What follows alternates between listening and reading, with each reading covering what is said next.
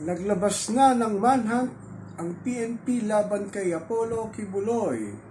Ang tanong ng netizen, asan ba si Kibuloy?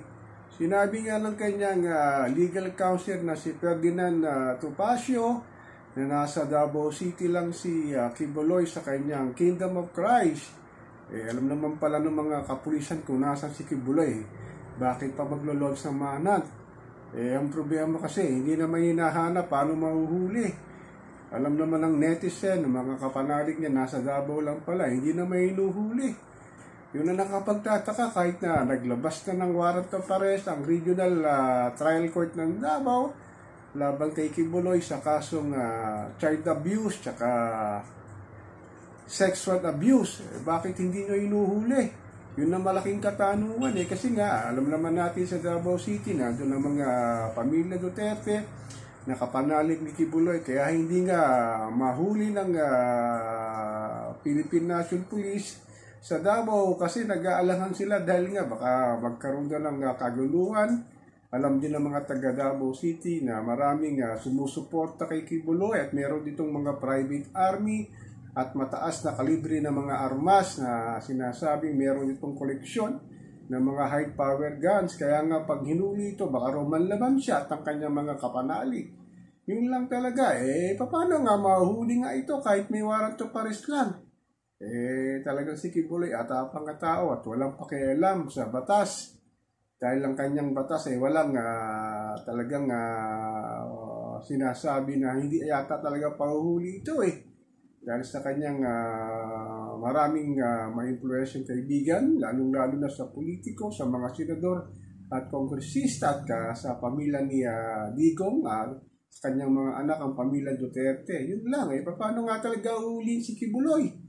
Yan ang tanong ng taong bayan na ilang buwan na nga nasa mainstream media, sa social media, sa mga vlogger itong si Kibuloy na hanggang ngayon, ano ba ang tunay na rason bakit ito hindi hinuhuli? Alam naman nila, dahil may intelligence naman ng kapulisan lalo na sa Davao City, alam nila ang baluarte ni Kibuloy sa kanyang Kingdom of Jesus Christ, sa kanyang pinamumunuan na simbahan. Pero hindi yata nila ito mapasok Pwede naman kung may warrant of arrest sila, dali nila doon, pasukin nila ang kanyang baluarte. O kaya, bakit kaya hindi nila pinapasok?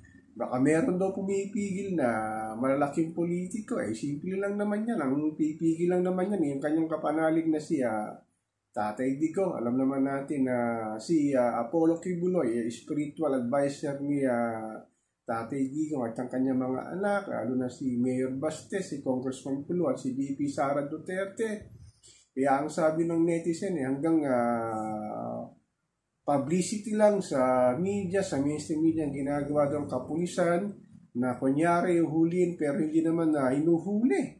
So ano ba talaga ang gagawin nila kay Kibuloy? Sabay itong national threat dahil sa kanyang sinasabing mga private army na pag hinuli ito talaga magkakagulo at lalaban daw sila ng putukan sa ating mga kapulisan. So ang tanong ngayon ng taong bayan kailan ba ito hulihin? Kahit nagsabi pa sila na nag-launch na sila ng manhunt operation kay Kibuloy na sinasabi naman ng kanyang mga kapanalig nasa Davao City lang at hindi lalabas ng Davao City dahil pag lumabas na ng Davao City ito't madaling mahuli at hindi pa naman doon kakalabas ng Pilipinas. So anong ginagawa ng ating kapulisan kung bakit hindi nila mahuli-huli si Pastor Apollo Kibuloy? Dahil ba sa kanyang mga kaalyadong politiko, sa kanyang mga kaalyado na sa Senado at Kongreso? So ano ba ang dapat gawin para mahuli si Kibuloy? Tingin ko talagang hindi talaga magpapakita ito at susuko sinasabi pa ng kapulisan pag nahuli daw siya dadalhin daw siya sa Maynila para dalhin sa Senado at paharapin sa committee hearing ni Risa Ontiveros para i-deny niya ang kanyang mga complaint laban sa kanya na panggahagahasa sa mga kababaihan na nag-aantay sa kanya sa Senado.